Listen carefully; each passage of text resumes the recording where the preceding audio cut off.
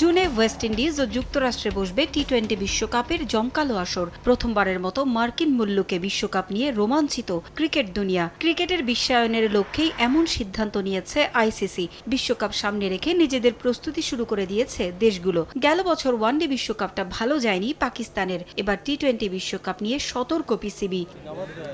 অধিনায়ক নিয়ে নানা নাটক শেষে এরই মধ্যে কাকুলে বিশ্বকাপ সামনে রেখে ক্যাম্প শুরু করেছে পাকিস্তান। সেই ক্যাম্পে ডাকা হয় পাকিস্তানি বংশোদ্ভূত আরব আমিরাতের ব্যাটসম্যান উসমান খানকে। পিএসএল এ দুর্দান্ত পারফর্ম করা উসমান চলতি বছরে ইন্টারন্যাশনাল টি-20 লিগে আরব আমিরাতের স্থানীয় ক্রিকেটার হিসেবে অংশগ্রহণ করেছিলেন। পিসিবির ডাকে সাড়া দিয়ে ক্যাম্পে যোগ দেয় উসমানের উপর ক্ষেপে যায় আরব আমিরাত ক্রিকেট বোর্ড। দেশটির ক্রিকেট বোর্ডের চুক্তি লঙ্ঘন করায় উসমানকে নিষেধাজ্ঞা দেওয়া হয় 5 বছরের। তবে ইসিবির কাছ থেকে দুঃসংবাদ পেলেও পাকিস্তান ক্রিকেট বোর্ড থেকে সুখবর পেয়েছেন উসমান। পিসিবি চেয়ারম্যান মোহসিন নকভি নিশ্চিত করেছেন পাকিস্তানের হয়ে খেলতে উসমানের আর কোনো বাধা নেই।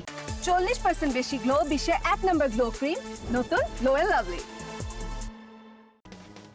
পাকিস্তানের হয়ে খেলার যোগ্যতা রয়েছে ওসমান খানের। সে এই দেশের হয়ে খেলার জন্য যোগ্য। নিউজিল্যান্ডের বিপক্ষে আসন্ন টি-20 সিরিজে তাকে আমরা বিবেচনায় রেখেছি। পাকিস্তানের যে দল গঠন করা হবে সে দলে যুক্ত করার জন্য নির্বাচকরা তাকে বিবেচনায় নিতে পারবেন। এ নিয়ে তার সামনে আর কোনো বাধা থাকবে না। গণমাধ্যমে 2025 সালের চ্যাম্পিয়ন্স ট্রফি নিয়েও কথা বলেন মোহসিন নকভি। আগামী বছর ফেব্রুয়ারি-মার্চে এই টুর্নামেন্ট পাকিস্তানে হওয়ার কথা রয়েছে। তিনি জানান, নির্ধারিত সময়ে চ্যাম্পিয়ন্স ট্রফি আয়োজন করা হবে। ভারত অংশ নেবে কিনা তা নিয়ে মন্তব্য করার সময় এখনও আসেনি বলেও জানান পিসিবি চেয়ারম্যান। পারভিন আক্তার, সময় সংবাদ।